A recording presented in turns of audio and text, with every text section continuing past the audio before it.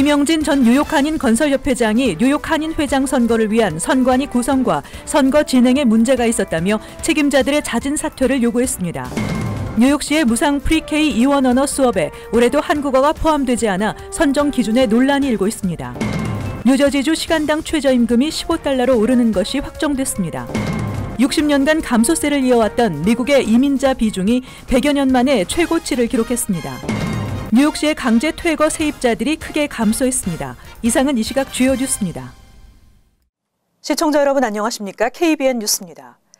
김영진 전 뉴욕 한인 건설협회장이 뉴욕 한인 회장 선거를 위한 선관위 구성과 선거 진행에 문제가 있었다며 책임자들의 잦은 사퇴를 요구했습니다. 하지만 더 이상의 한인사회 분열이나 분쟁은 원하지 않는다며 차기 회장에게 협력하겠다고 밝혔습니다. 지한샘 기자가 전해드립니다. 김영진 전 뉴욕 한인 건설협회장이 오늘 기자회견을 통해 뉴욕 한인 회장 선거 불출마 결정에 대해 밝혔습니다.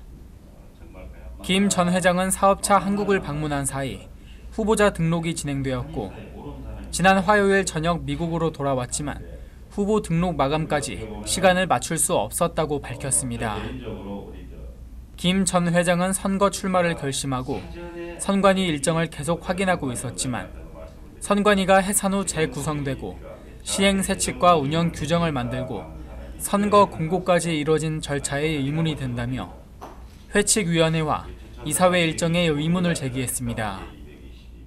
언제 선관위원회를 소집을 해가지고 언제 선거 규정과 시행 세칙을 만들었기에 월요일 날 아침에 선거 공고를 할 수 있겠는가? 김영진 전 회장은 비록 뉴욕 한인 회장 선거에 나가지 못하게 됐지만 분쟁을 일으킬 생각은 없다고 밝히고 다만 첫 선관위 구성부터 선거 공고까지 회칙에 따라 매끄러운 진행을 하지 못한 문용철 부이사장과 민경원 회칙위원장의 잦은 사퇴를 요구했습니다. 이제 선거는 아니니까 선거하고는 관계는 없겠지만 한인사회에 분열을 일으킬 수 있는 일에 자꾸 인볼브를 한다면은 우리 한인의 회칙에 나와 있잖아요. 150명 이상의 동의를 받으면은 한인의 총회 소집 요구를 할 수 있습니다. 김영진 회장은 단독 후보인 찰스 윤 이사장이 강단 있게 뉴욕 한인의 발전과 한인 사회와의 연계를 위해 힘쓰는 회장이 되길 바란다며 찰스 윤 회장이 도움을 필요로 할 때는 언제든 기꺼이 협력하겠다고 말했습니다. 한편 문용철 부이사장은 모든 일정이 회칙에 따라 진행됐다며 사퇴할 이유가 없다고 밝혔습니다. KBN 뉴스 지한샘입니다. 뉴욕시의 무상 프리-K 이원 언어 수업에 추가된 언어가 크게 늘어나고 있지만 올해도 한국어가 이 프로그램에 포함되지 않아 선정 기준에 논란이 일고 있습니다. 빌 드블라지오 뉴욕시장과 리처드 카란자 교육감은 어제 기자회견에서 2019-2020 학년도 무상 프리-K 수업에 이원 언어 프로그램에 47개 신규 프로그램을 추가 편성했다고 밝혔습니다. 올해부터는 프랑스, 히브리, 일본, IT 크레올 4개 언어 수업이 포함돼 프리-K 이원 언어 수업은 107개로 지난 2015년에 30개에 비해 크게 늘었습니다. 카란자 교육감은 기자회견에서 한국어 프로그램이 빠진 것에 대한 비판을 염두에 두고 한인 사회를 예로 들며 이원 언어 프로그램을 원하는 커뮤니티가 많다는 것을 알고 있다며 이들 커뮤니티와 함께 프로그램을 만들어가기 위해 노력할 것이라고 말했습니다. 아시안 아메리칸 연맹의 2018년 뉴욕시 시의회 선거구와 아시안 커뮤니티 통계에 따르면 한국어는 아시안 언어 중 중국어와 남아시아어에 이어 세 번째로 뉴욕시에서 많이 쓰이는 언어입니다. 한편 뉴욕 한인 학부모협회 최윤희 회장은 이중 언어 구사자들이 훨씬 더 좋은 직장을 갖는 현실에서 우리 아이들은 그만큼 경쟁력을 잃는 것이라며 아쉬움을 밝히며 일부 한인 학부모들이 아이들의 영어 교육에만 치중해 이원 언어 프로그램을 외면하는 경우도 많다며 인식 개선이 필요하다고 강조했습니다. 뉴저지주 시간당 최저임금이 $15로 오르는 것이 확정됐습니다. 뉴저지주 최저임금은 오는 7월 1일부터 $10로 인상되고 오는 2024년 1월 1일까지 순차적으로 $15까지 인상됩니다. 필 머피 주지사는 어제 지난달 주 하원과 주 상원을 통과한 최저임금 인상 법안에 서명했습니다. 이로써 뉴저지주는 미국에서 뉴욕, 캘리포니아, 매사추세츠주와 워싱턴 DC에 이어 시간당 최저임금이 15달러 이상으로 오르는 5번째 주가 됐습니다. 머피 주지사가 법안에 서명함으로써 현행 시간당 8달러 85센트인 시간당 최저임금은 오는 7월 1일부터 10달러로 오르게 되고 오는 2024년 1월 1일까지 순차적으로 15달러까지 인상됩니다. 그러나 5인 이하의 사업장에서 일하는 노동자들과 농장 등에서 일하는 계절 노동자들은 2026년 1월 1일에야 시간당 15달러를 받게 되며 팁 노동자들은 현재 시간당 2달러 13센트를 받고 있는데 2024년까지 단계적으로 5달러 13센트까지 최저임금이 오르게 됩니다. 지난 2016년에는 유사한 내용의 최저임금 인상 법안이 의회를 통과했지만 공화당 소속 크리스 크리스티 주지사가 거부권을 행사해 좌절된 바 있는 가운데 민주당 소속 머피 주지사는 법안 서명에 성공함으로써 주지사 선거에 출마하면서 내세웠던 선거 공약을 지키게 됐습니다. 한편 이번 뉴저지주 최저임금 인상은 직장에서 일을 하는 한인 노동자들에게는 긍정적으로 받아들여지고 있지만 사업체를 운영하는 한인 업주들에게는 새로운 비용 부담이 생길 것으로 예상되고 있습니다. 지난 60년간 감소세를 이어왔던 미국의 이민자 비중이 100여 년 만에 최고치를 기록했습니다. 미국 거주자 7명 중 1명이 이민자인 것으로 나타났습니다.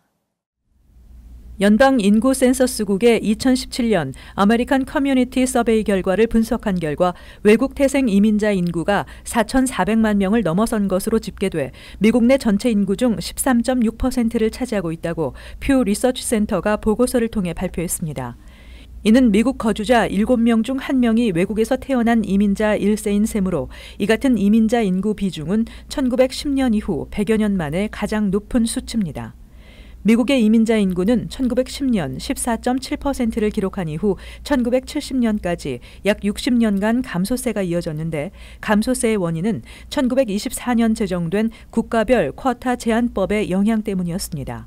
그러나 1965년 이민국적법이 제정되면서 1970년 4.7%까지 떨어졌던 이민자 인구 비중이 다시 반등하게 됐습니다.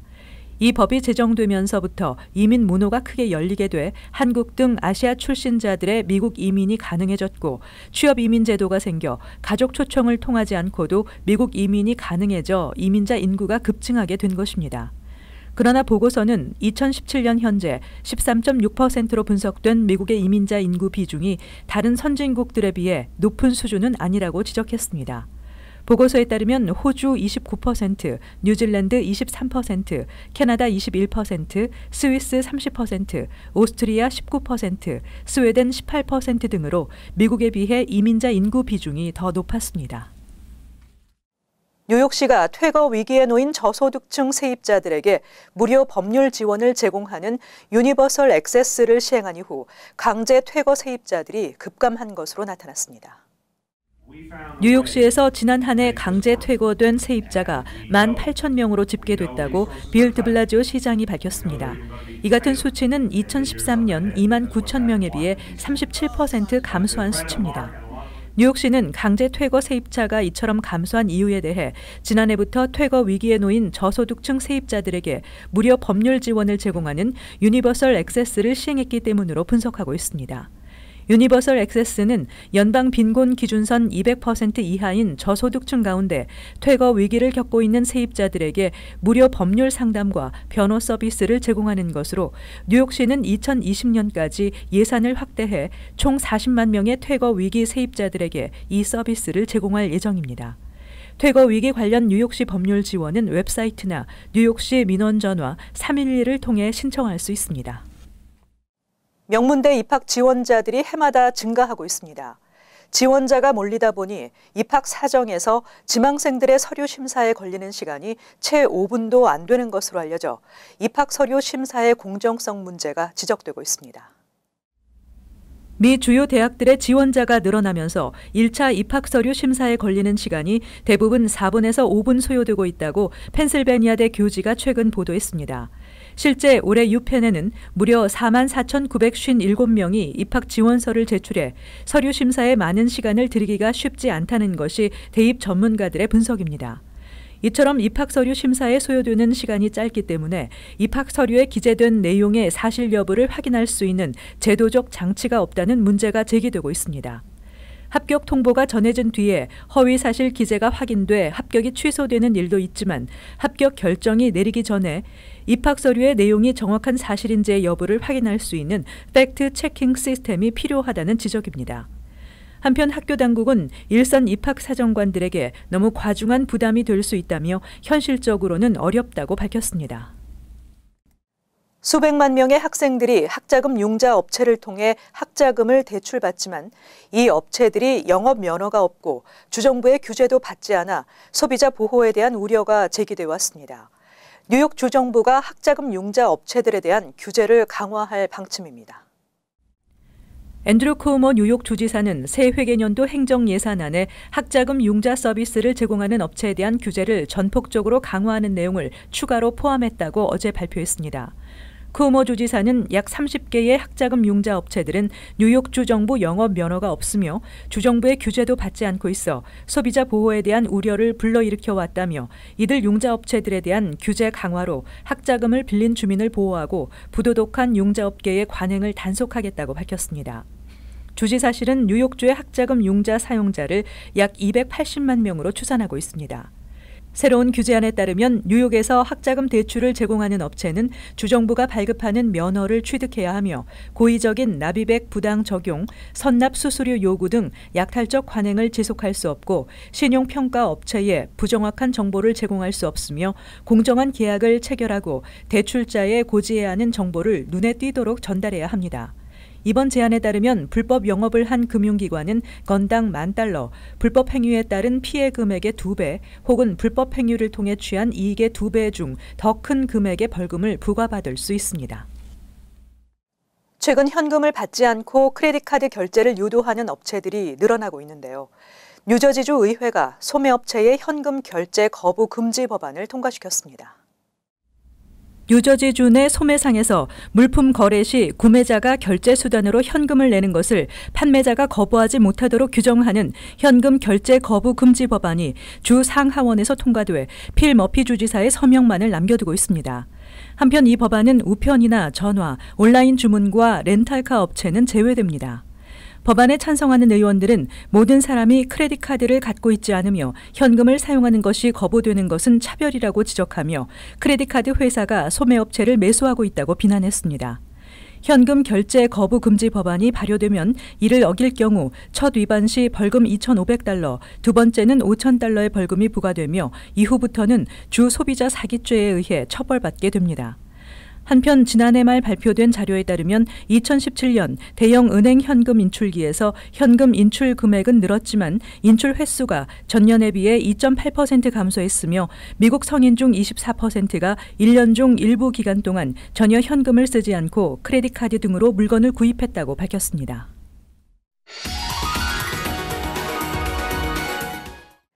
이어서 LA 지역 한인사회 소식입니다. 지난 1일부터 LA 카운티 일대에 폭우가 쏟아지면서 한 명이 숨지는 등 인명피해가 잇따랐습니다. 벤츄라 카운티 셰리프국은 지난 주말 LA 카운티 북쪽 컨 카운티 인근 5번 프리웨이에서 셰리프국 소속 구조대 한 명이 교통사고 구조 작업을 돕다가 빗길에 미끄러진 차량에 받치면서 숨졌다고 밝혔습니다. 이외에도 또 다른 구조대원 3명을 포함해 총 10여 명이 부상을 당한 것으로 알려졌습니다. 이와 관련해 국립기상국은 현재 빗줄기가 약해졌지만 폭우가 내일까지 이어지면서 최소 2인치에 달하는 비가 내릴 것으로 예상되는 만큼 산불 피해 지역에는 산사태와 홍수 우려가 여전히 남아있어 방심해서는 안 된다고 강조했습니다. 한인들도 많이 거주하는 오렌지 카운티의 요바린다 지역에서 한 경비행기가 주택으로 추락해 7명의 사상자가 발생했습니다. 오렌지 카운티 셰리프국은 어제 오후 1시 45분쯤 경비행기가 요바린다 지역 19,000블럭 크레스트놀 드라이브에 위치한 주택으로 추락하면서 주택 안에 있던 4명과 추락한 경비행기 조종사 1명이 숨지고 2명이 부상을 입었다고 밝혔습니다. 경비행기 조종사는 75세의 은퇴한 시카고 경찰로 사고 당시 혼자 비행기에 타고 있었습니다. 연방교통안전위원회는 추락한 경비행기는 플러튼 지역 공항에서 이륙한 후 10분 만에 추락했지만 정확한 사고 원인 조사 보고서가 발표되기까지는 최소 1년 정도 걸릴 것으로 전망했습니다. 한편 주택에 있던 주민들의 신원은 아직 밝혀지지 않았으며 어제 열린 슈퍼볼 경기를 보기 위한 파티를 준비하다 사고를 당한 것으로 알려졌습니다. 이어서 간추린 소식입니다. 그레이스 맥 연방 하원 의원은 어제 아시안 최대 명절인 설날을 축하하고 기념하는 내용의 결의안을 연방 하원에 상정했다고 밝혔습니다. 맥 의원은 지난 2009년 설날을 뉴욕시 공립교 휴교일로 지정하는 법안을 최초로 발의했으며 이 법안이 의회를 통과함에 따라 지난 2016년부터 뉴욕시는 설날을 공립교 휴교일로 지정했습니다. 뉴욕 뉴저지 항만청에 따르면 지난 한 해 JFK 국제공항과 라과디아 공항, 뉴저지 뉴아크 리버티 공항, 스튜어트 공항 등 4개 공항을 다녀간 이용객이 1억 3,790만 명으로 집계됐습니다. 이는 전년에 비해 3.8% 증가한 것으로 2012년 이후 7년째 증가세를 이어가고 있습니다. 공항별로는 JFK 국제공항이 가장 많은 6,089만 명이 이용했으며 뉴아크 리버티 공항이 4,571만 명, 라과디아 공항은 3,025만 명 등의 순이었습니다. 지난 2014년 베트남의 빌딩 매각 과정에서 뇌물수수 혐의로 실형을 선고받은 반기문 전 유엔 사무총장의 조카 반주연 씨의 교도소 수감이 또다시 연기됐습니다. 연방법원 맨하탄지법은 4일로 예정돼 있던 반 씨에 대한 형 집행을 오는 15일로 연기해달라는 반 씨 측의 요청을 승인한다고 밝혔습니다. 반 씨는 해외 부패 방지법 위반과 사기 공모 등의 혐의로 기소돼 지난해 징역 6개월형을 선고받았습니다. 3일 오후 12시 45분쯤 7번 전철 90스트리트 엘머스트 애비뉴역 플랫폼에서 20, 30대로 보이는 남성이 총을 맞고 사망했습니다. 당시 피해자는 맨하탄 방향 전철 안에서 2명의 남성과 크게 다투기 시작하다 이 역에 내린 뒤 총격을 당한 것으로 알려졌습니다. 뉴욕시경은 이번 사건을 라이벌 갱단 간의 싸움으로 보고 4일 오전 총격을 가한 것으로 알려진 갱단 조직원을 경찰서로 연행해 취조한 것으로 전해졌습니다. 계속해서 환율과 증권 소식입니다.